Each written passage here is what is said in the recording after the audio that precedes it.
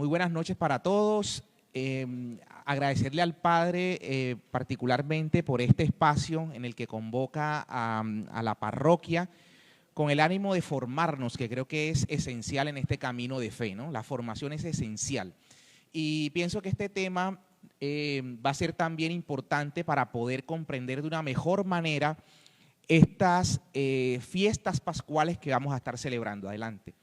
Entonces vamos a conversar sobre el juicio de nuestro Señor. El domingo de Ramos leímos ampliamente la lectura de la pasión de nuestro Señor, tomada del Evangelio de San Mateo, correcto, ciclo A en el que nos encontramos, San Mateo. Y el viernes vamos a leerla desde el Evangelio de San Juan, ¿okay? El viernes en la celebración de la pasión. Entonces vamos a mirar cuáles fueron los hechos que dieron lugar a las violaciones al debido proceso, ¿no? Cómo este juicio realmente se convirtió en un escenario de injusticias que terminaron con esta injusta condena de muerte a nuestro Señor Jesucristo. Aquí tenemos un mapa con el ánimo de ubicarnos en el espacio, ¿no? En el lugar donde los hechos tuvieron lugar y también en el tiempo. El mapa me lo robé de internet y lo pegué. Entonces no está del todo correcto porque ahí habla mapa de Palestina en tiempos de Jesús. Eso es impreciso. No se llamaba Palestina en tiempos de Jesús. En el 135 después de Cristo hubo una revuelta de un judío llamado Bar Kokhba y a partir de allí es que se empezó a llamar Palestina, pero no se llamaba así, ¿no? Entonces se llamaba, y vamos a ubicarnos en el año 37 antes de Cristo, Herodes. Nos suena, ¿no? Nos suena Herodes. Herodes lo conocemos porque es quien ordenó la matanza de los inocentes. No es el mismo Herodes que aparece luego en el juicio del que vamos a hablar, porque en un momento, recordemos, Pilatos lo manda donde Herodes, lo manda ante Herodes, ¿verdad? Ese es otro Herodes, Herodes Antipas, un hijo de Herodes el Grande. Entonces vamos a empezar ubicándonos año 37 antes de nuestro Señor Jesucristo. En esa zona que vemos allí hay tres regiones. Galilea la vemos por allá, donde está Cafarnaún. Eso nos suena de la Biblia, ¿no? Si hemos leído el Nuevo Testamento, hemos escuchado Cafarnaún, hemos escuchado Tiberíades, pero sobre todo Nazaret, allá donde Jesús se crió, en Nazaret. Entonces por eso lo llaman a él el Galileo, ¿verdad? Porque vivía en esa región que ustedes ven allá en rosado, Galilea. En el centro encontramos Samaria o Samaria. Ahí encontramos la ciudad de Samaria, ciudad de Sicar, también está allí Siquén y está allá en un rinconcito Cesarea. Esa no es Cesarea donde Pedro hizo la confesión, había dos Cesareas. Si vemos hay otra más arriba por allá como, no sé qué color será ese, como un curubita, no sé si la ven allá donde está Iturea, allá está Cesarea de Filipo. La Cesarea que está aquí en Samaria se llamaba Cesarea la Marítima y era la capital donde las autoridades romanas tenían su asiento. Pero curiosamente, en los evangelios se nos va a narrar que Pilatos estaba en Jerusalén en el momento del juicio, porque era la fiesta de la Pascua. Entonces ellos, de allá, de Cesarea la Marítima, que había construido Herodes, el Grande, ¿no? Venían con ocasión de la fiesta a Jerusalén. Entonces estaba Pilatos en Jerusalén. Ahorita veremos eso. Pero recuerden que estamos en el año 37 antes de Cristo. Herodes el Grande, ya está Galilea, Samaria, Judea, donde hay dos ciudades muy importantes. Belén, donde Jesús nace. Oigan, de hecho un datico curioso. Belén significa casa del pan. Belén. Había una ciudad que se llamó Betel, casa de Dios. Una ciudad que después se corrompió y Oseas, Amós, estos profetas la van a llamar Bet-Aben, casa de iniquidad. Bueno, pero este es Belén, Betlén, Belén, casa del pan. ¿No les suena como curioso que Jesús haya nacido en una ciudad que se llama casa del pan y que Él sea el pan vivo que baja del cielo y que Él sea el que dice que el pan que Él dará será su carne, porque su carne es verdadera comida? Entonces, ya eso nos indica algo, ¿no? Belén. Y también está Jerusalén, donde el Señor Jesucristo va a ser crucificado. Entonces, toda esa región, incluso las que están al lado, ¿no? Perea, Iturea, todo ello llegó a conformar la llamada provincia romana de Judea. la provincia romana de Judea, y la gobernaba Herodes el Grande. Los partos, un imperio que por el momento surgía, le da un golpe a Herodes y le roba unos territorios en parte de Siria y parte del Asia Menor. Esto hace que los judíos entiendan que ese ataque de los partos o el asedio de los partos pronto les estaría a ellos causando problemas.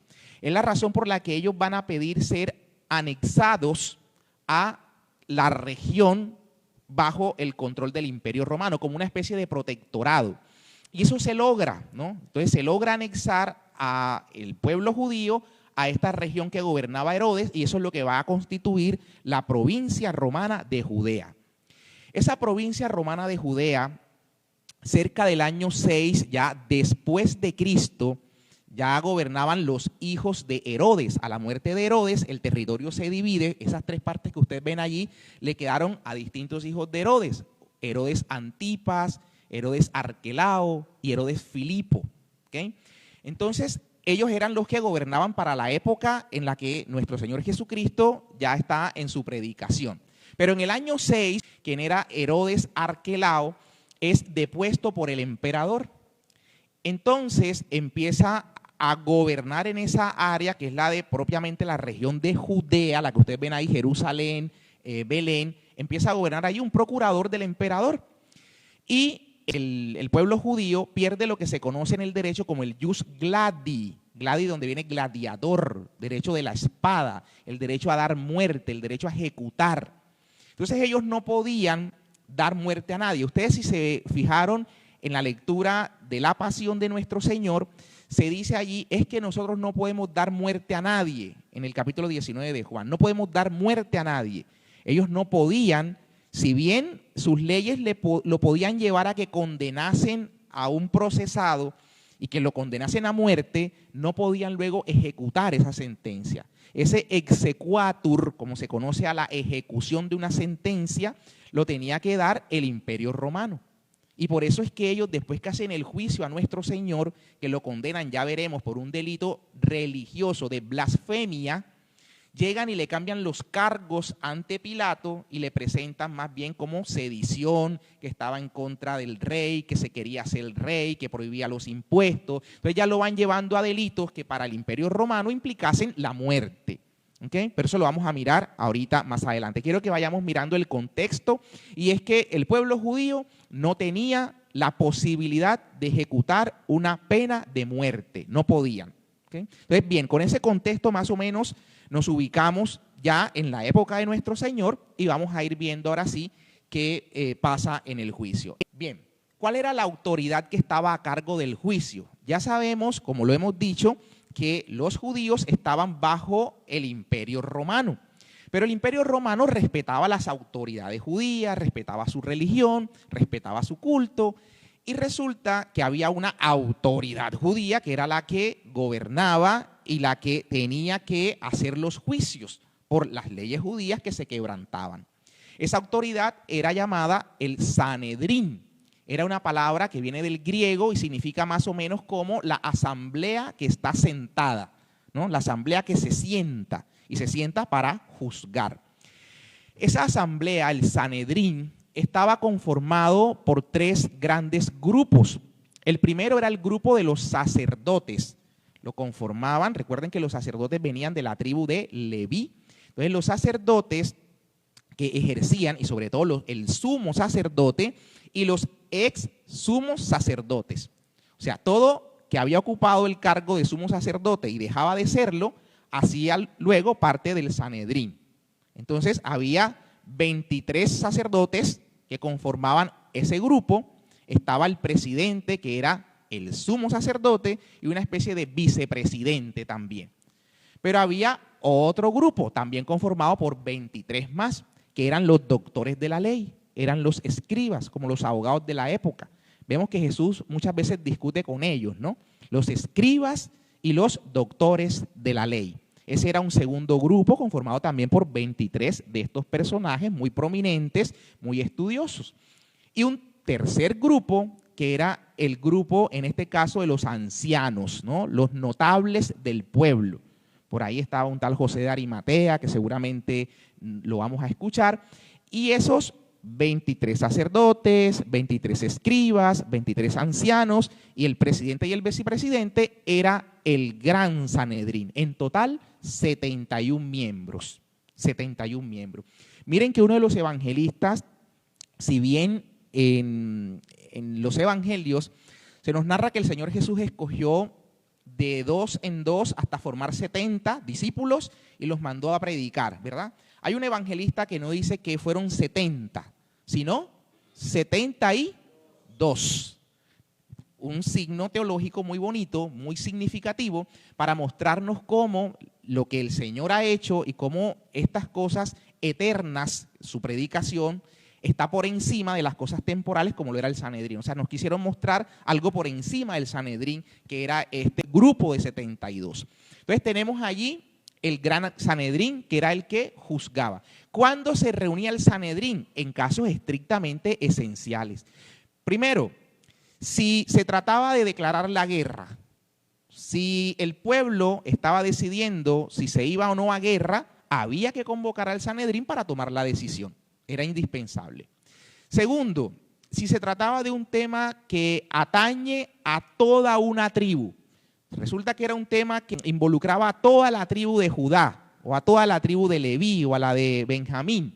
Si toda la tribu estaba involucrada, entonces el Sanedrín tenía que conocer de ese asunto. Si se trataba de un falso profeta, por ahí vemos lo de Jesús, ¿no? Porque el Sanedrín tuvo que intervenir.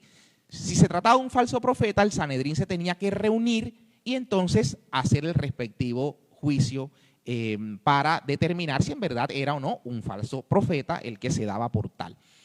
Esos eran básicamente los puntos por los cuales el Sanedrín intervenía. Y resulta que si nosotros vemos el Evangelio, encontramos que por lo menos en 3 ocasiones el Sanedrín fue convocado en épocas de Jesús.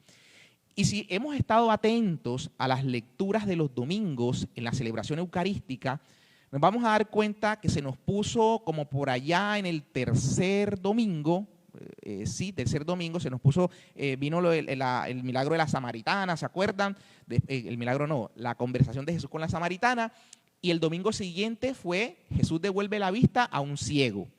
Y se acuerdan que en ese pasaje en el que Jesús devuelve la vista a un ciego, el Sanedrín empieza a interrogar e incluso van a los papás del ciego, porque ya se había dado la orden de ¿qué? De excomulgar al que creyese que Jesús era el Mesías.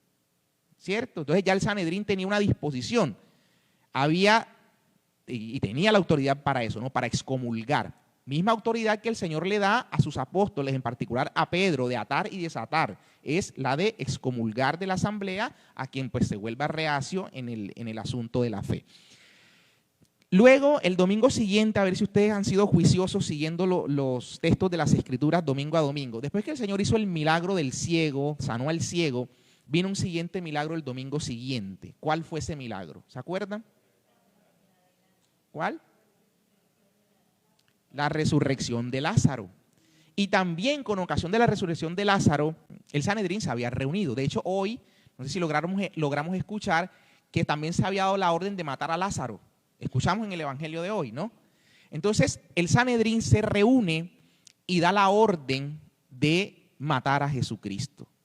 Luego del milagro de Lázaro, porque estaba revolviendo a la gente. Pero importante porque de ahí va a venir, creo yo, la parte central, y es que el sumo sacerdote de entonces había dicho estas palabras, que convenía que muriera uno solo y que no pereciera toda la nación. Ya hay como una sentencia anticipada, ¿no? Y empiezan a buscarlo ya prácticamente para ejecutar esa sentencia sin haberlo oído. Pero vamos más adelante. Ya nos queda claro cuál es la autoridad de entonces, el Sanedrín. ¿Cuál es la norma sobre la cual se regía el proceso al cual el Señor fue sometido? La norma, podríamos decir que era la Misná.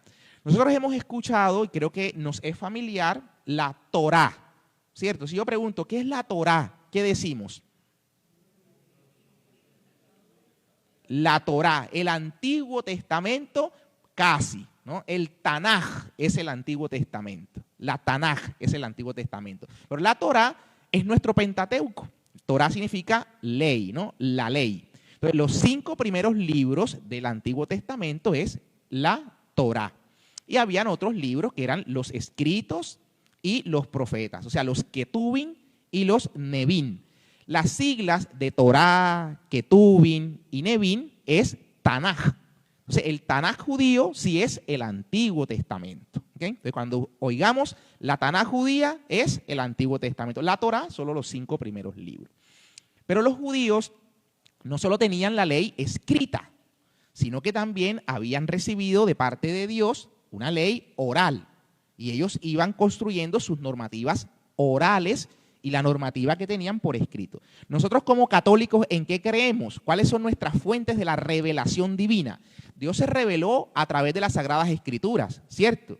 La Biblia, la palabra de Dios escrita. Pero creemos que también hay palabra de Dios por fuera de la Biblia, ¿o no? Claro, Dios se reveló también de modo oral. Tradición, palabra griega de paradosis, transmitir. En el derecho, la tradición es una forma de adquirir el dominio de las cosas. Es una forma de Dios revelarse a los hombres, la tradición. Entonces los judíos, su tradición oral, por el año 200, ojo, 200 ya después de Cristo, ¿ok? Después de Cristo, un judío con el nombre de Yeduá, conocido simplemente como Rabí Judá, en el año 200 puso por escrito la tradición oral, en el año 200, y eso se llamó la Misná. Entonces, la Misná es la ley oral de los judíos. ¿Sí está claro? La ley oral de los judíos es la Misná. Los rabinos han hecho comentarios a la ley escrita, a la Tanaj, y han hecho comentarios a la Misná. Y esos comentarios los han compilado, como si fuera nuestro catecismo, digamos, algunos comentarios a la Biblia, a la tradición oral. ¿Okay? Entonces, esos comentarios a la ley escrita y a la ley oral se llama el Talmud de los judíos, el Talmud. Fundamentalmente nos vamos a estar refiriendo a la Misná, ¿okay? Pero por ahí en algún momento va a aparecer y yo voy a decir, eso está en el Talmud, ¿sí? Entonces, si llego a decir que eso está en el Talmud, entendamos, ok, el Talmud eran los comentarios que los judíos hacían de la palabra escrita, de la Tanaj, y de la Misná, de la ley oral.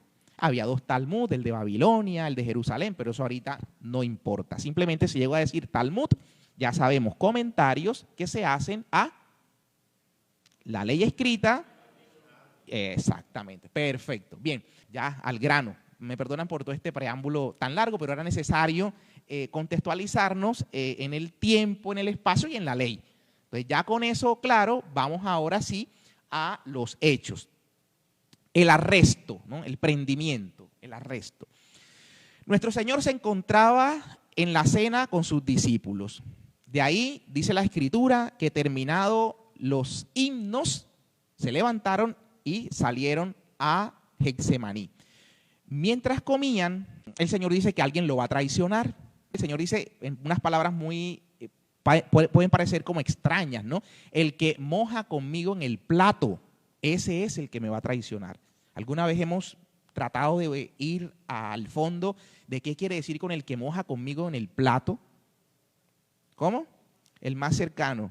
Puede ser que el más cercano debía ser Juan, que lo tenía al pecho, ¿verdad? Lo tenía al pecho, al menor, que era el que le preguntaba al pater familia, al que estaba presidiendo la cena pascual, ¿por qué esta noche es diferente al resto de las noches? Esa es la pregunta que hace Juan. Pero realmente aquí lo que está ocurriendo, ellos están celebrando el llamado Seder de Pascua, como nuestro misal de la misa, ellos seguían el Seder de la Pascua, y dentro de ese Seder se preveía, entre otras cosas, que había un platico con hierbas amargas y había agua con sal. Y ellos mojaban en esa agua con sal, que significaba las lágrimas que ellos habían vertido mientras eran esclavos en Egipto.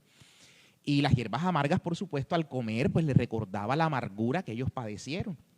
Y comían el pan sin levadura, que les recordaban que habían tenido que salir a toda prisa. Pero ese pan lo untaban en una salsa que se llamaba salsa jaroset y era color ladrillo. Les recordaba que estaban esclavos haciendo ladrillos allá en Egipto. Entonces ese que moja el pan es el que unta con la salsa jaroset. Otros dicen el que moja en mi mismo plato y no dice el pan, o sea, puede ser el que mojaba las hierbas, el rábano o lo que fuera, en la sal y comía con él. Entonces ese es Judas, ¿no? Lo sabemos, ¿no? Era Judas. Entonces ellos salen de ahí de la cena y le dices, ve y haz lo que tienes que hacer, le dice el Señor. Y el Evangelio entonces nos dice, terminados los salmos, es lo que se llama el gran jalel, la última alabanza que cantaban. Había 2 momentos para la alabanza, para los salmos. Terminados los últimos, salen y van a Getsemaní. Sus amigos eran quienes sabían que ahí iba a estar, el resto no sabía. Entonces llegan allá y resulta que miembros del Sanedrín habían mandado a los ministros, a la policía de entonces. Pero había 2 bloques que conformaban esa policía, 2 bloques. Uno, la policía, podríamos decir así, local, los mismos judíos. La Biblia se refiere a ellos como los ministros, ¿no? Los ministros del sumo sacerdote, los ministros del Sanedrín. Entonces, estos eran los policías locales, pero también estaba la guardia o la policía extranjera, los romanos. Y recordemos que dice que una muchedumbre acompañó, lo fue a aprender.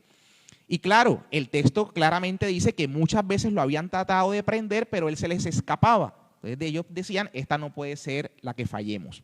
Entonces Judas llega donde ellos y hacen un negocio, 30 monedas de plata, ¿verdad? Arguria es la palabra en griego que se utiliza en el texto para decir simplemente moneda de plata sin decirnos qué clase. Hoy leíamos el Evangelio y nos decía claramente denario. Denario son 10 haces. Por eso se llama denario y la marca era una X como signo del 10 romano. Pues ya uno saca las cuentas y sabe cuánto es. Pero aquí se nos habla a secas de 30 monedas de plata. Hay quienes han hecho unas aproximaciones a eso, incluso a plata actual, y dicen que entre 6.000 y 30.000 euros, una plata interesante, ¿no? Podría llegar a ser esos 30 monedas de plata. La Biblia de Navarra, que fue el Papa Benedicto quien pidió a estos teólogos de la Universidad de Navarra que con tanta sabiduría que porfa nos ayuden con una Biblia con buenos comentarios. Pues bien, esa Biblia dice que ese precio corresponde al precio que se pagaba por un esclavo, el de las 30 monedas de plata. O sea, lo que nos está diciendo teológicamente es que al Señor lo vendieron como a un esclavo. ¿Okay? Bien, sale entonces esta guardia, lo aprende y lo lleva a, entre comillas, el sumo sacerdote. Lo llevan donde Anás, que no era el sumo sacerdote por esa época. El sumo sacerdote era Caifás. Anás era el suegro. Pero se nos cuentan que a este Anás lo había destituido, se nos cuenta de esto es historia, ¿no? Flavio Josefo, se nos cuenta que este señor, no es la Biblia la que nos lo dice, había sido destituido. Y como había sido destituido, el pueblo pareciera que todavía entendía que eso no era voluntad de Dios la salida de ese sumo sacerdote. Y por tanto lo tenían todavía como sumo sacerdote y todos sus hijos después de él fueron sumos sacerdotes. Y ahora lo estaba haciendo yo me confundo entre nuero y yerno, nuero, ¿no? Yerno, correcto, yerno. Estaba haciendo su yerno el sumo sacerdote de la época. Entonces nos los van a llevar allá a donde Anás, el suegro del sumo sacerdote de la época, ¿ok? Nos lo llevan allá.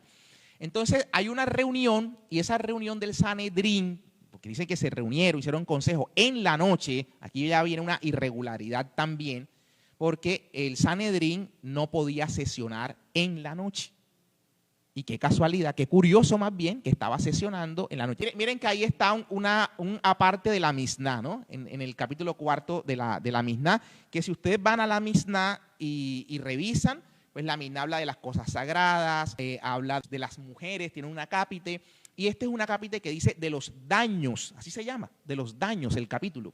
Y en ese capítulo 4 de los daños, miren lo que dice. En efecto, la ley judía prohibía proceder de noche bajo pena de nulidad, dejando explicitado que un caso de suma importancia podía tratarse de día, pero debía suspenderse absolutamente durante la noche.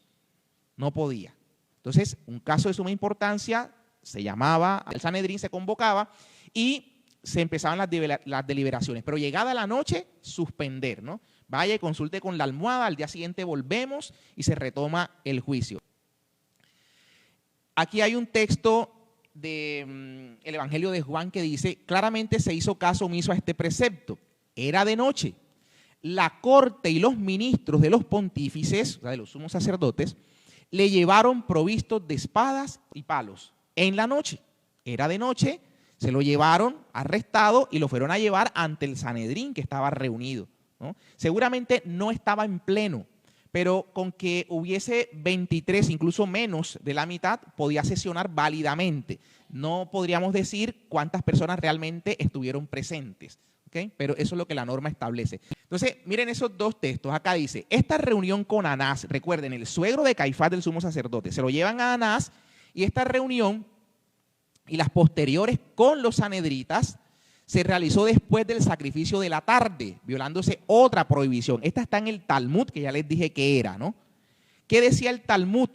Que las reuniones podrían hacerse después del sacrificio de la mañana y antes del sacrificio vespertino o el de la noche. En ese interregnum, entre mañana y antes de caer la noche, se podían hacer las reuniones del Sanedrín. No en la madrugada, o sea, antes del primer sacrificio, ni después del sacrificio vespertino. No se podía reunir. Y ya sabemos que esta gente se reunió, estaba ahí reunida esperando al Señor y lo recibió Anás y después lo van a llevar para donde el resto del Sanedrín en la noche. Dice la Misná también, no juzgarán ni en víspera de sábado ni en la víspera de un día de fiesta. Otra violación clarísima. Estaban en la víspera de la Pascua. Mire, nosotros como cristianos no sabemos a ciencia cierta. Cuando digo a ciencia cierta es porque los tres evangelistas sinópticos, Marcos, Mateo y Lucas, nos cuentan que la cena de la Pascua del Señor ocurrió en la víspera de la Pascua, como era la cena, ¿no? El 14 de Nisán. Ellos cenaban, o sea, sacrificaban el cordero, hacían su comida y arrancaba la fiesta de la Pascua. Pero Juan nos dice que el Señor Jesucristo es crucificado a la hora en la que se inmolaban los corderos en el templo. O sea, el día en que se inmoló nuestro Señor, se estaban apenas sacrificando los corderos, así que Él no pudo haber comido la comida de la Pascua. Por eso lo que se termina asumiendo es que la comida que el Señor tuvo con sus discípulos fue una comida de una u otra manera con la intención de instituir la nueva Pascua, la Eucaristía. Él era el cordero que se inmolaba, Él era el cordero. Y ya vamos a ver eso, nosotros no podemos ver el sacrificio de Cristo en la cruz aisladamente de la cena de Pascua. Porque justamente Él, sabiendo que iba a morir y que la Pascua llega a su plenitud cuando el cordero se inmola y su carne se come, el Señor aquí lo que hizo fue dejar la carne del cordero que iba a ser inmolado. Esta es una unión indisoluble, ¿no? Por eso la misa vespertina de la Cena del Señor, del Jueves Santo, abre el triduo pascual. Y por eso vamos a ver que no hay bendición, todo es un uno, todo es una única celebración. ¿Okay? La cena y la cruz del Calvario. Miren, ojalá tuviéramos tiempo, pero no lo tenemos. Y nada más voy a decir una cosita para que lo podamos entender. En la cena de Pascua había 4 copas, se debían tomar 4 copas. Y Lucas nos habla de 2, la tercera se llama copa de la redención, es la que se bendice y la que el Señor consagra. Y luego dice que después del gran jalel, ellos salen, faltaba la 4ª copa, pareciera que no la tomaron. Pero la 4ª copa, ¿cómo ora Jesús en el huerto cuando lo arrestan? Recuérdeme la oración del Señor. Padre, si es posible, aparta de mí este cáliz. Aparta de mí este cáliz. Porque esa era su 4ª copa. Y en la cruz, cuando muere el Señor, dice, todo está consumado. Está consumando la cena pascual en la cruz. Está bebiendo su cáliz, la 4ª copa, cerrando la cena de Pascua. Por eso la Eucaristía es el culmen de nuestra fe. Y es la razón por la cual no la vemos aislada del sacrificio en la cruz. Por eso es la Eucaristía. El sacrificio de Cristo, el mismo el Calvario que se actualiza. Dice San Agustín, es una celebración del totus Christus, del Cristo total. Él, cabeza, en la tierra in persona Christi Capital, sacerdote. Y nosotros como su cuerpo, los miembros de su cuerpo celebrando, ofreciendo al Padre. Eso es la Eucaristía, ¿no? El mismo sacrificio del Calvario, Cristo se lo presenta al Padre, Él como cabeza y nosotros como su cuerpo. Entonces eso es lo que pasa en la Eucaristía y a veces no nos damos cuenta de ello. Bueno, les decía ya que se violó la norma porque era la Pascua, ¿no? Se avecinaba la Pascua y no podían hacer esa reunión, víspera de Pascua. Hay una disposición también de la Misná que dice que debe haber una especie de protección hacia el reo, hacia el procesado, que el trato del cuerpo que juzga debe respirar humanidad y benevolencia. Y recordemos que cuando el Señor llega a donde Anás, que Anás lo interroga por dos cosas, por su doctrina, ¿qué está enseñando? Ese sería un interrogatorio interesante y válido, pero también por sus discípulos, ¿no? Él quiere saber qué predica este hombre y quiere saber con cuánta gente cuenta porque se les puede venir un problema. Pero también yo creo que hay una pregunta de fondo. Este hombre que no ha estudiado como el resto, los escribas, los doctores de la ley, todos seguramente tenían sus rabinos y estudiaron en alguna parte. Pero este hombre, ¿cómo enseña al pueblo y de dónde sacó su sabiduría? Es lo que seguramente el sumo sacerdote también está detrás de eso. No quiere saber eso. Pero también el tema de cuánta gente tendrá, porque ellos habían decidido que esto no fuera en la fiesta para que el pueblo no se sublevara, correcto. Entonces, bien, una cachetada, recuerden, a mí es una de las frases del Evangelio, que les confieso, ustedes dirán, pero eso no tiene como mucha cosa para que tú hagas como tanto énfasis en esa frase, pero sí es algo que a mí me marcó y me marca mucho esa escena de la cachetada, por la respuesta del Señor. Cuando el Señor lo interroga a Anás y le dice, bueno, háblame de tu doctrina y de tu gente, dice, pero a ver, si yo he enseñado públicamente, díganle a los que yo le he enseñado, pregúntenle a ellos. Y de pronto sale un soldado y le mete una cachetada a Jesús y le dice, ¿así te atreves a responderle al sumo sacerdote? Y el Señor Jesús, y aquí viene lo que me impacta, el Señor Jesús le dice dos cosas, le dice, con el golpe que le han dado, él dice, no pone la otra mejilla, ¿no? Miren, para que no hubiese más injusticia en el que está causando el daño. Porque el decir, vuelve y golpéame es otra injusticia del que está haciendo el daño. Entonces el Señor Jesús le va a decir, a ver, si he hablado mal, si he fallado en algo, muéstramelo, dime dónde he hablado mal. Pero si no he hablado mal, entonces, ¿por qué me pegas?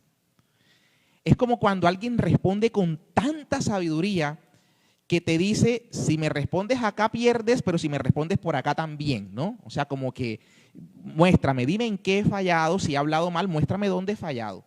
Pero y si no he fallado, entonces, ¿por qué me pegas? O sea, lo que claramente era que había sido una arbitrariedad de este soldado. Entonces, ahí hay una violación evidente al debido proceso, ese trato cruel que mostró. Bueno, miren, esta parte es interesante, la tomo del libro del Deuteronomio, que dice que, y ahí pongo en mayúsculas eso de interrogar exactísimamente. Dice, si se encuentra entre ustedes un hombre o una mujer que cometen el mal ante el Señor, indagarán exactísimamente si lo que se atestigua es verdad. ¿Qué indagó Anás? Anás hizo una pregunta, el Señor responde de la manera que respondió, hubo una cachetada de este soldado y listo, enseguida lo mandó para Caifás.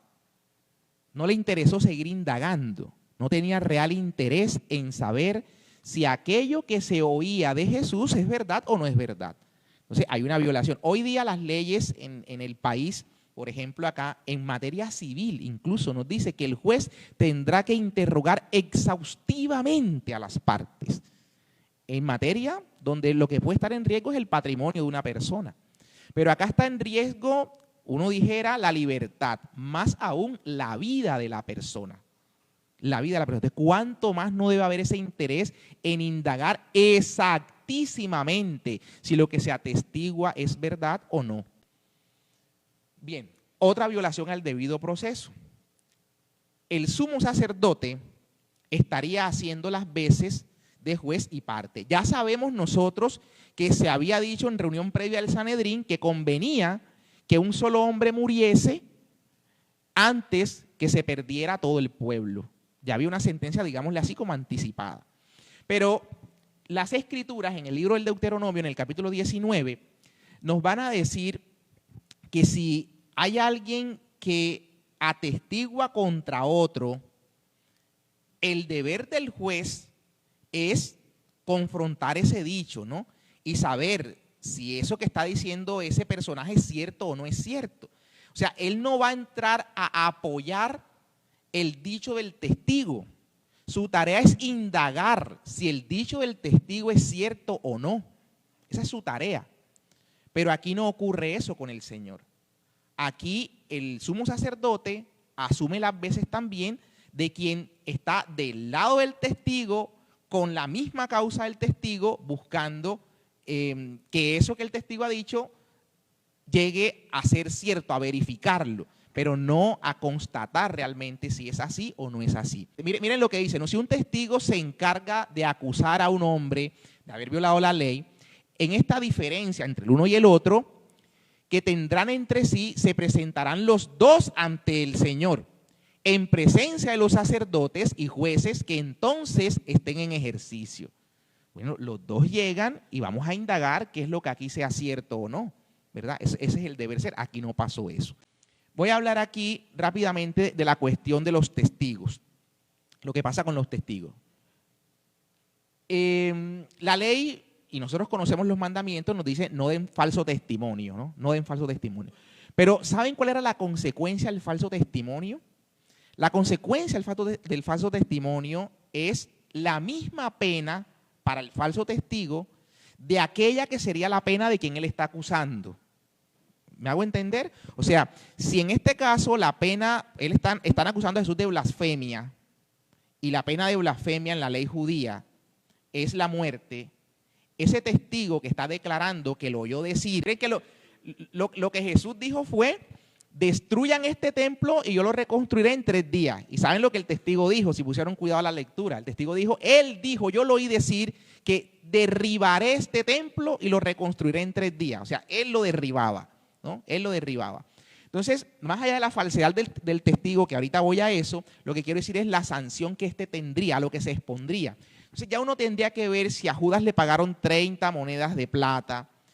A estos testigos que estuvo buscando el Sanedrín para que fueran a declarar, sabiendo que esta era la consecuencia, el tema era complicado, ¿no? O sea, seguramente ahí hubo bastante plata de por medio para que personas se prestaran a dar estos falsos testimonios, sabiendo cuál era la sanción en la ley del falso testimonio que daban.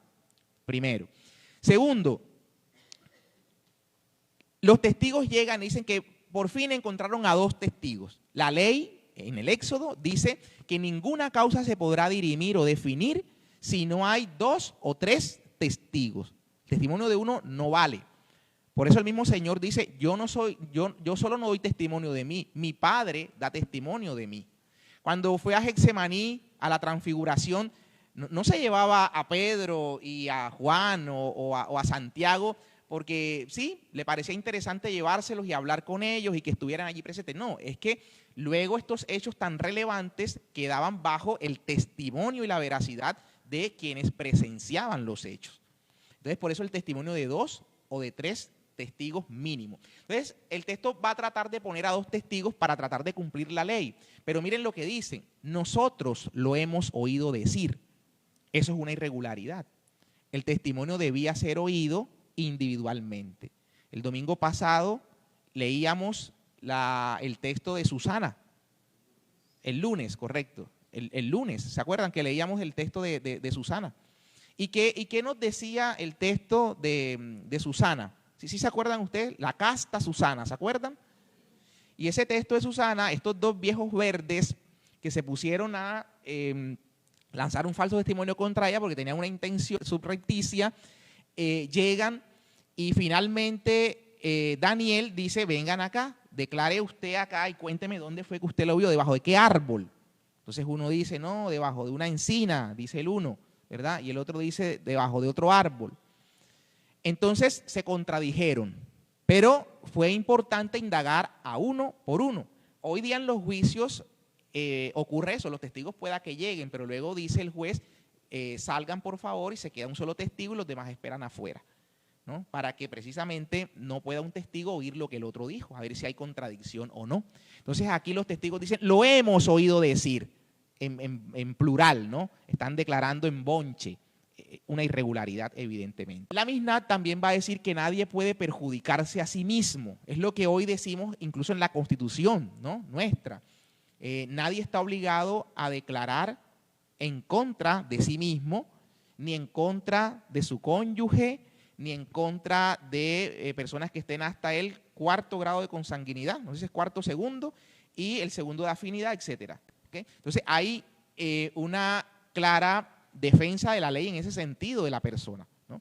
Entonces, ¿cómo es posible que el sumo sacerdote llegue ante Jesús y le diga, te conjuro por el Dios vivo a que me digas? Te conjuro. Él no podía someter al acusado a juramento. Fue todo lo contrario. No oímos por ninguna parte que a los testigos los sometiera a juramento, cuando son los que debió someter a juramento, a los testigos. Y por el contrario, está conjurando, eso es conjuramento, eso es conjurar, ¿no? Está sometiendo a juramento al reo, al procesado, al acusado, lo está sometiendo a juramento, y eso no es válido, no es legal, ¿no? Entonces, la misma Misná lo dice, ¿no? Dice claramente, tenemos por fundamento que ninguno puede perjudicarse a sí mismo. Siguiente, José. Bueno, y ahí llega cuando el Señor Jesús le dice, tú lo has dicho, no hay más, ¿no? Viene Caifás, el sumo sacerdote, rasga las vestiduras en un gesto de indignación y dice, ustedes mismos lo han oído, aquí no se necesita ya de testigos, como quien dice, ya confesó. No se necesita de testigos, y procede con la sentencia, blasfemia. Ese es el cargo, ese fue el delito que supuestamente cometió.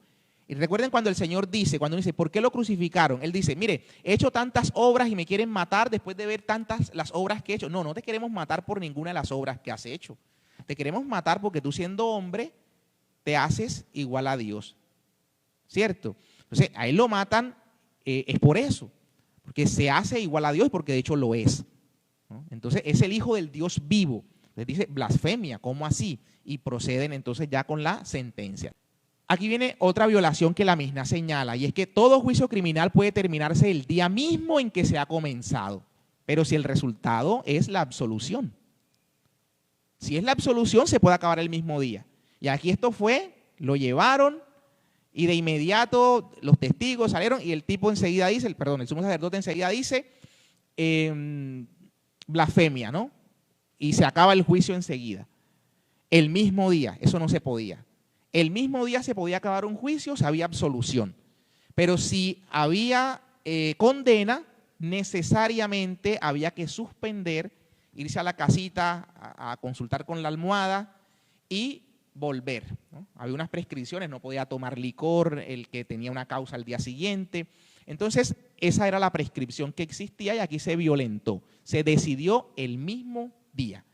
Miren, si se debe pronunciar pena de muerte, el proceso acabará al día siguiente. O sea, pena de muerte, que era blasfemia, entonces no puedes este mismo día decirlo. Al día siguiente vengan, vayan, deliberen y vengan, porque es la vida de un ser humano la que está en juego. Entonces vayan a seguir examinando la causa y vuelvan al día siguiente y ahí sí, tómense la decisión si es la pena de muerte o no. Miren estas expresiones también en la Misná, en el capítulo 5. Habiendo diferido el juicio, se reúnen los jueces y vuelven a hacer entre ellos el examen de la causa. Aquí lo que dice es, todos lo hemos oído, ¿no? Y todos, la sentencia la ponen como en grupo, ¿no? Y había un secretario que tenía que ir y recoger los votos, los absolutorios por una parte y los condenatorios por otro. Eso debía hacerse. No se hizo, ¿no? Entonces, ese examen de la causa es lo que se está pidiendo, reunir y volver a hacer el examen de la causa. La causa aquí no se examinó, no hubo deliberación sobre el particular, no la hubo. Bien, esto es lo que acabo de decir, la falta de deliberación. La Misná en el capítulo 4, numeral 3 va a decir, a cada uno de los extremos del Sanedrín se coloca un secretario encargado de recoger los votos. Uno recoge los votos absolutorios y el otro los condenatorios. En ese momento, aquí, ya fuera de las comillas de la Misná, en ese momento ninguno de los presentes dijo nada. El Evangelio dice todos, omnes, la palabra que usa en la Vulgata Jerónimo, ¿no? Omnes, todos, exclamaron, es reo de muerte. Todos exclamaron, es reo de muerte, sin deliberación. Bueno, ya vamos dándole fin a, porque pues van a llegar ahora, recordamos, ¿no?, que no tenían el jus gladi. ¿Qué es lo que es el jus gladi? Que se me olvidó. Correcto, ejecutar la sentencia, el derecho de la espada, no podían ellos matar. Entonces ya condenaron a muerte y ahora vamos a que el procurador avale esto. Pero ¿será que un procurador romano, en este caso Pilatos, le va a interesar ese cargo por el que llevan a Jesús? Blasfemia. ¿Qué le va a interesar a Pilato que haya sido blasfemia para que un hombre muera? Entonces, eso es lo que vamos a mirar, qué pasa allá delante de Pilato. Cuando está ante Pilatos, hay algunas cosas interesantes para revisar. Lo primero es que Pilatos trata como de tirarle salvavidas a Jesús, ¿no? De tratar de que a él pareciera que no tiene interés en la muerte del Señor. Entonces, lo llevan y el cargo que era de blasfemia ahora empieza a coger un giro distinto. Entonces ya este hombre se subleva contra el rey porque se hace llamar rey. Él se dice rey. Entonces, bueno, esto sí le va a interesar a Pilatos, ¿no? Este señor se dice rey. Entonces, Pilatos lo va a interrogar en ese sentido. Entonces, ahí es cuando Jesús le dice que su reinado no es de este mundo. Eso lo conocemos, ese diálogo, ¿verdad? Donde empieza ese diálogo porque es rey. Y ahí llega cuando ellos dicen que este es Galileo. Jesús es de Galilea. Recuerden que Jesús había vivido en Nazaret, es Galileo. Él escucha que es Galileo y dice, no, otro salvavidas, ¿no? Si es Galileo, esto está en la jurisdicción de Herodes Antipa. Este Herodes Antipa era el que había ejecutado a Juan el Bautista. El pueblo lo conocía como un adúltero público, porque Herodes Antipas vivía con Herodías, la mujer de su hermano Herodes Filipo. Medio hermano, ¿no? No eran hijos de la misma mamá, pero sí eran hijos de Herodes el Grande ambos. Entonces vivía con la mujer de su hermano, era un adúltero, pero tenía muy buena estima por parte del emperador. Y era justamente este rey el que daba cuentas al emperador del trabajo del procurador, de Poncio Pilatos. O sea, a Poncio Pilato le interesaba, de hecho estaban enemistados, a Poncio Pilato le interesaba volver a la relación con este señor Herodes, y más porque era quien reportaba lo que hacía bien o mal Pilatos, ¿no? Entonces se lo manda a Herodes. Jesús allá va a guardar silencio y aquí pensaría yo que es algo que nos debemos tomar de ejemplo, ¿no? Es como un silencio ante lo impúdico. El Señor cuando se refirió a Herodes en algún momento lo llamó zorro. ¿Sí se acuerdan de ese pasaje? Donde dice, vaya y díganle a ese zorro. ¿Sí se acuerdan? Entonces pareciera que la actitud de Herodes era como tan impúdica que el Señor guardó absoluto silencio ante Herodes, ¿no? Herodes lo viste con un traje que Jerónimo de Estridón en la Vulgata dice que le puso un traje alba, blanco. Eso no dice la Escritura, alba, pero la tradición cristiana ya decía que el traje con el que Herodes lo mandó fue un traje blanco y por eso quedó escrito en la traducción de Jerónimo que fue un traje blanco. Ahora veremos cómo luego se le pone el traje rojo, que el texto alguno dice púrpura, pero la palabra en griego es para el traje del rey, un traje rojo realmente. Y cómo los esenios, que era una secta de los judíos, que se fueron a las orillas ahí del Mar Muerto en Qumrán y se establecieron allí, ellos esperaban al Mesías y entendían que eran dos Mesías, uno que sería sacerdote y otro rey. Y por eso el Evangelio aquí marca ese vestido rojo y ese vestido blanco para significar que el verdadero Mesías es este, que no hay que esperar a nadie más. Este es el Mesías. Entonces, esto va a pasar con Herodes. El Señor allí guarda silencio y decía que tomemos ese ejemplo, ¿no? A veces que estamos en algunas situaciones donde nos mezclamos con ellas, sea de palabra o sea con acciones o con gestos, acolitamos. A veces estamos en chat, incluso en chat, donde las conversaciones son conversaciones, llamémosle así, impúdicas. Y nosotros continuamos en ese chat. Y si bien no replicamos lo que salga de ahí, que es impúdico, si bien no lo replicamos, estamos en ese chat. Entonces, eso hay que revisarlo, ¿no? Y que verdaderamente a veces somos cómplices con las acciones o con los gestos. Entonces, la actitud de Jesús frente a Herodes fue una actitud de quien claramente rechazaba las actitudes de este hombre. Bueno, vuelve el Señor a Pilatos, y Pilatos decide entonces, ante la presión de los sanhedritas, a castigarlo. Dice que lo va a castigar.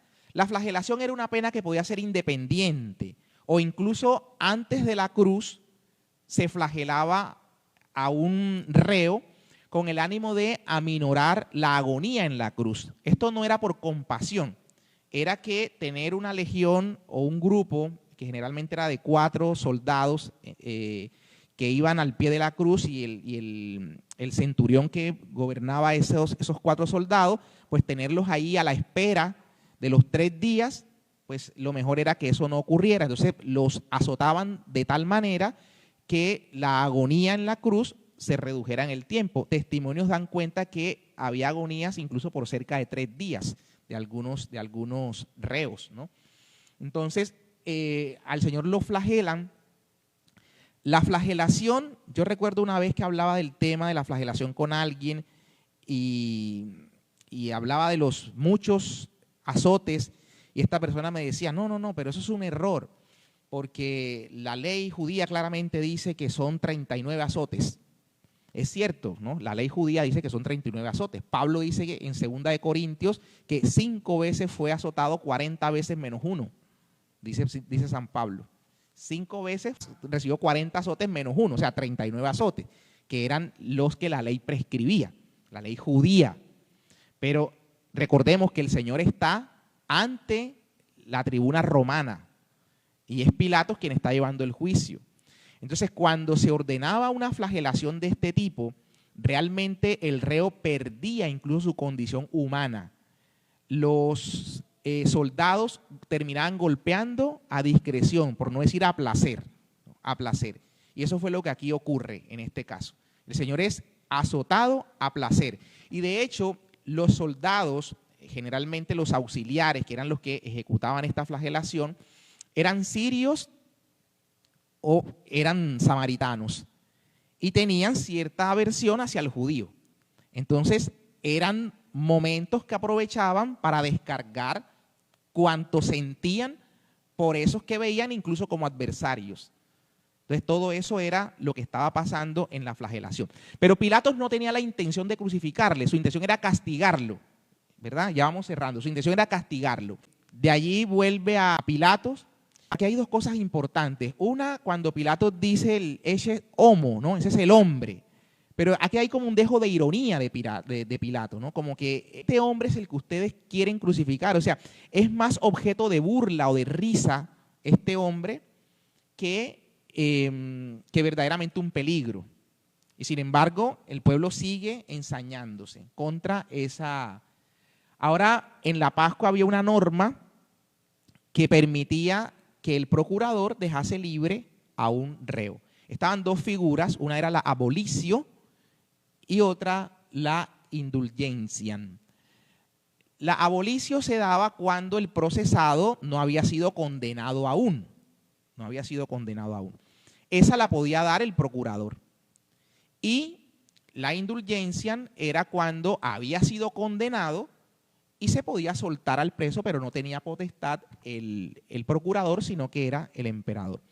Entonces se presume que este Barrabás pudiese aún no estar condenado. Sin embargo, el derecho romano era muy pragmático y para evitar sublevación del pueblo era perfectamente válido que, aunque no tuviese competencia el procurador, pudiese a un condenado también dejarlo en libertad para evitar sublevación del pueblo, lo que llamaban en pro de la paz, ¿no? Podía tomarse esa atribución.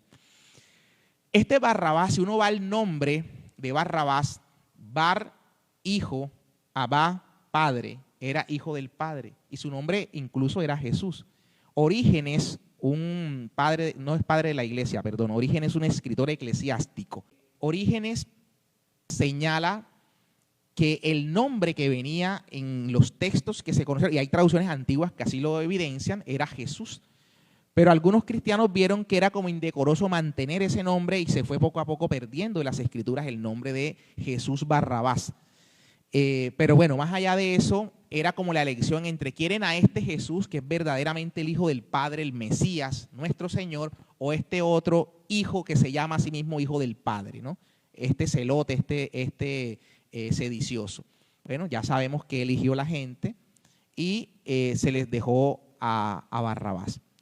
Pero sin embargo, siguieron insistiendo en la muerte.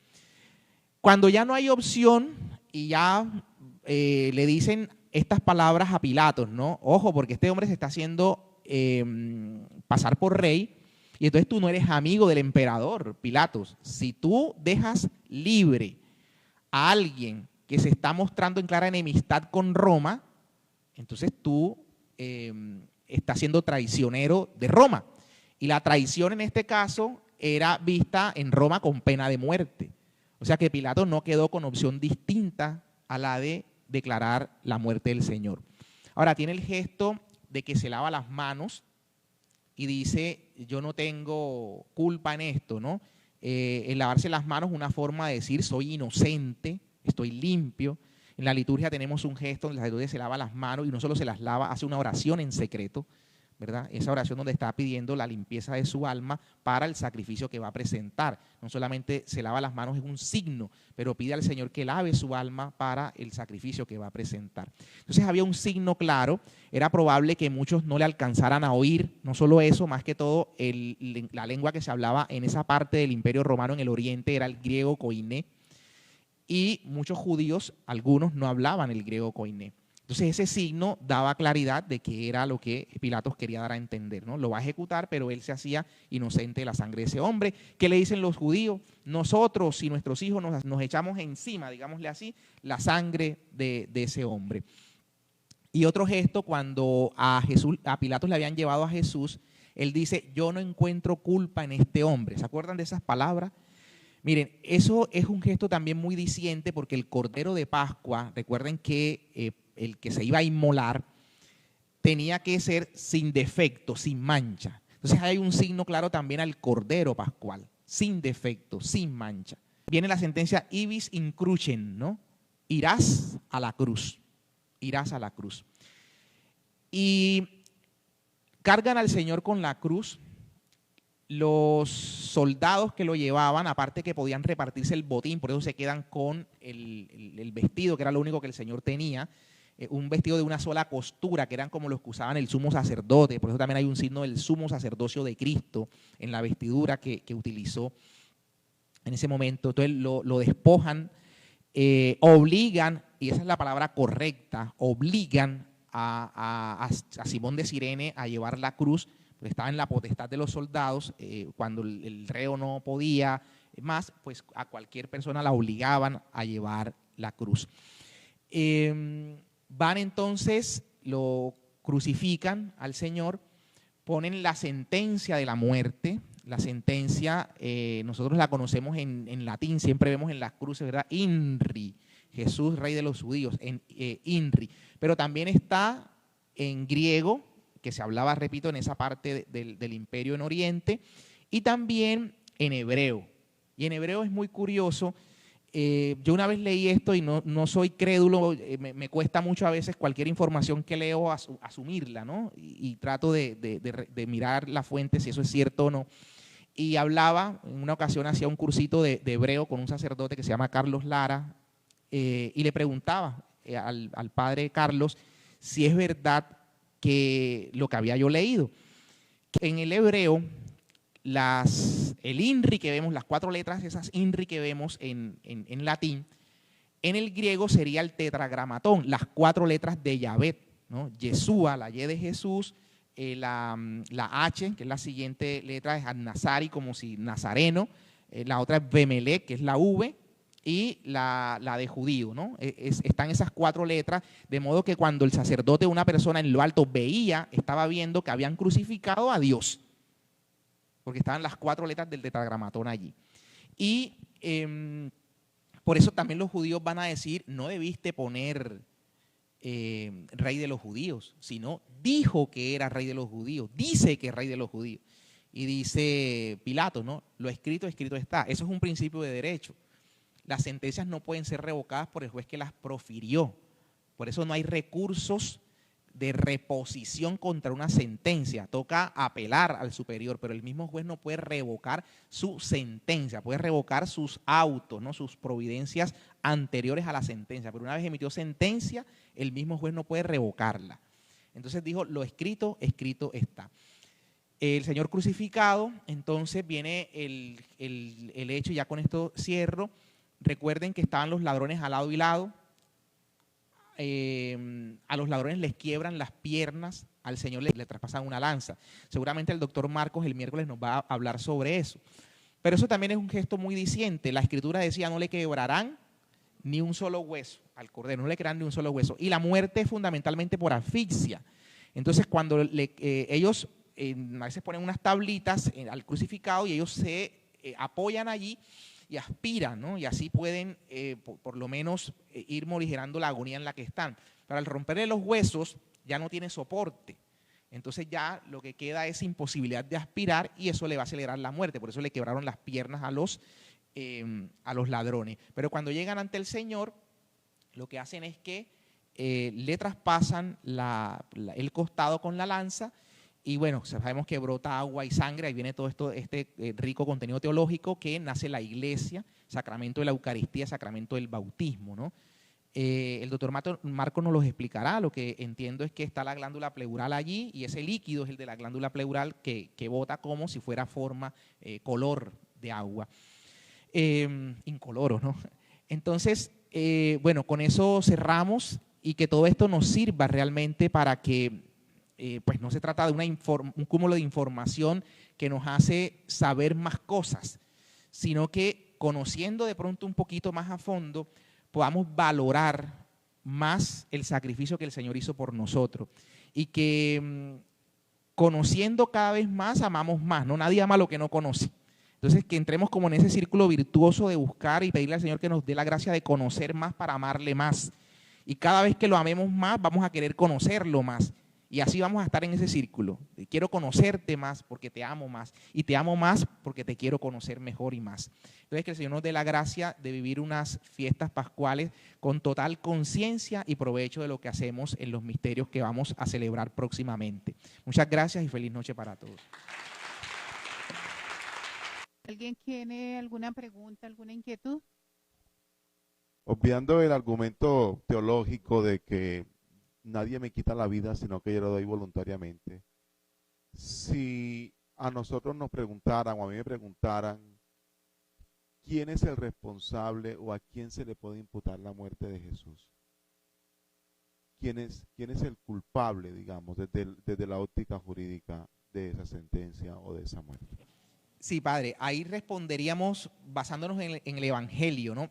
Cuando dice que todo, y señala, ¿no? Los sacerdotes, los ancianos y los escribas, o sea, ahí está haciendo referencia al Sanedrín en pleno que representa al pueblo, ¿no? Y cuando ellos dicen nosotros y nuestros hijos nos haremos responsables, sé que la pregunta va encaminada a obviar la parte teológica, pero en realidad el que lo presenta a la ejecución por parte de Pilatos es el pueblo judío.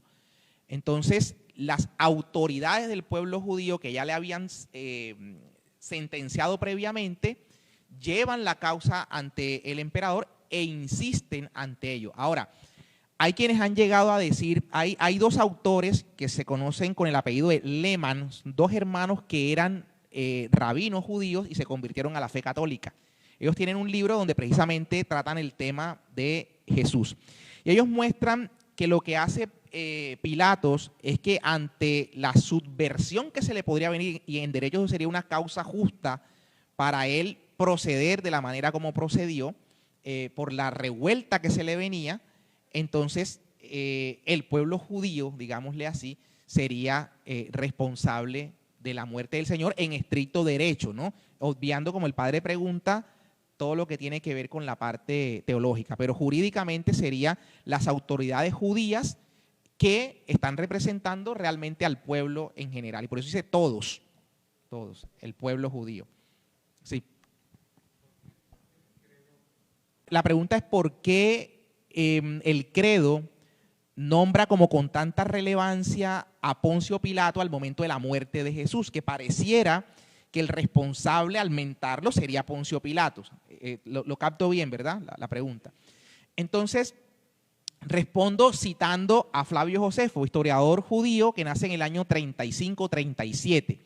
Y es tal vez el primer testimonio que tenemos, que es lo que llamamos el testimonio flaviano, de la historicidad de Jesús. Es cierto que ese testimonio en algunas partes ha sido adulterado, pero en su esencia sí narra de la existencia de Jesús y dice que fue crucificado en tiempos de Tiberio. O sea, lo que busca es darle, digamos, consistencia histórica, como cuando Lucas nos empieza a narrar y nos empieza a hablar del censo, de Quirinio, emperador y todo esto para darle consistencia al hecho, como un hecho histórico verdadero. Entonces, lo que estamos diciendo en el credo es que en época, siendo el emperador, siendo el procurador Pilatos, ocurrieron estos hechos en los que creemos, pero de ninguna manera el texto imputa la responsabilidad a Pilato. Solo que el que quiera consultar en aquello en lo que creemos, vaya a la historia y se dará cuenta que esto es cierto. De hecho, Justino Mártir, que muere en el año 155, este sí padre de la iglesia, de hecho padre apostólico, Justino Mártir en su apología al emperador Antonino Pío le escribe diciéndole que usted y todos los magistrados pueden consultar en sus archivos de lo que yo les estoy hablando, o sea, de la muerte de Jesús. Quiere decir que las actas existían en la época. Entonces se trata simplemente de una corroboración del hecho histórico a través de lo que se llama la prueba de evidencia externa. Dice, padeció bajo el poder de Poncio Pilatos, fue crucificado, muerto y sepultado. Yo insisto, padeció bajo el poder de Poncio Pilato. Siendo Poncio Pilato gobernante, este hecho tuvo lugar, pero no lo veo como que sea que haya sido. Fíjense, en la oración universal, el Viernes Santo, nos vamos a dar cuenta que oramos por los judíos. Antes se utilizaba la palabra por los pérfidos judíos, que suena feo, ¿verdad? Pero antes fido de fe, ¿no? Los que aún están atrás en la fe, ¿no? Les falta llegar a la fe. Pero bueno, eso se elimina y ahorita oramos por el pueblo judío y se hace una oración que se retocó. Pero digo que antes, de pronto esa insistencia en la culpa de los judíos que tuvieron la culpa de la crucifixión, eso hoy día se trata como de no digamos, chuzar la llaga. Así es.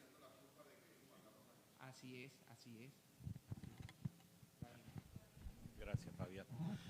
Me llama la atención que toda la acusación de Jesús empieza con un tema religioso a nivel de judíos, lo llevan a un tema de sedición cuando ya se lo presentan a la autoridad romana, pero después vuelve a ser un tema religioso cuando le dicen, ya estando Jesús muerto y enterrado, que van y le dicen a la autoridad romana, hey, manda a custodiar el sepulcro porque los discípulos pueden robar el cuerpo para justificar lo que dice la escritura de que él va a resucitar o de lo que él había dicho, ¿ya? Entonces, como que inicia el tema religioso, lo llevan a un tema de sedición para poderlo matar, pero después vuelven y traen el tema. Es correcto, sí. Digamos, el Sanedrín quiere llevar todo hasta su consumación, ¿no? Y tiene que protegerse de que, como decía la lectura, ¿no? La impostura, cuidado con ese impostor, no sea que la impostura final de que roben el cuerpo venga a ser peor que la primera. Pero es el Sanedrín cuidándose de lo que el Señor había dicho, ¿verdad? El Sanedrín, fíjense lo que decíamos, nosotros vemos que ellos no tenían potestad para ejecutar la muerte, pero vemos en el capítulo 7 de los Hechos de los Apóstoles el primer mártir, recuérdenme el nombre, que apedrearon. Esteban, capítulo 7, fue apedreado y ellos no tenían potestad para eso. Flavio Josefo nos narra que a Santiago el menor también lo mataron cuando el procurador Festo lo va a reemplazar a Albino. En ese interregnum en el que llegaba el nuevo procurador, lo apedrean a Santiago el menor, ¿no? y muere, apedreado por los judíos, que no tenían posibilidad de matar. Entonces se saltaban las reglas, ¿no? Se saltaban las reglas. Entonces, ahí lo que están haciendo es buscando el aval del emperador, del procurador, para que no vaya a haber lo que ellos temen que puede darse, ¿no? Que se roben el cuerpo los discípulos. Por ahí yo hice una grabación de un video de las pruebas históricas de la resurrección de Jesús, ¿no? O sea, desde la historia, demostrar que verdaderamente la resurrección es un hecho histórico, ¿ya? No desde la Biblia, sino desde la historia, probar. Sería bonito también, en la posible, hablar más otro día de ese tema, de las pruebas históricas de la resurrección. Bueno, yo me puse en pandemia, como estaba uno encerrado, a grabar algunos videos, y tengo un canalcito allí que me ve mi esposa y mi hijo, y se llama, y tengo ese video de la resurrección. En YouTube, con mi nombre, Fabián Ramos, ahí aparece ese video de Fabián Ramos Zambrano, si hay otro por ahí. Bueno, bien, si no hay más preguntas, si la hay, adelante, si no, ahí cerramos. ¿Listo? Bueno, muchas gracias a ustedes. Sí, el niño te pregunta. No.